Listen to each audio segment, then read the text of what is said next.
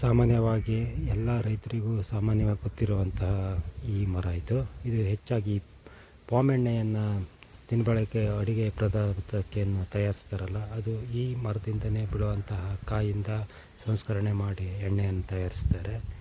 ಇದನ್ನು ನಾವು ಮನೆಯಲ್ಲಿ ನಾವು ನಮ್ಮ ಮನೆಯಲ್ಲೇ ನೆಟ್ಟು ಬೆಳೆದಂಥ ಗಿಡ. ಸುಮಾರು ಇದು ಒಂದು 30 ವರ್ಷನೇ ಆಗಿರ್ಬೋದು ಈ ಗಿಡಕ್ಕೆ.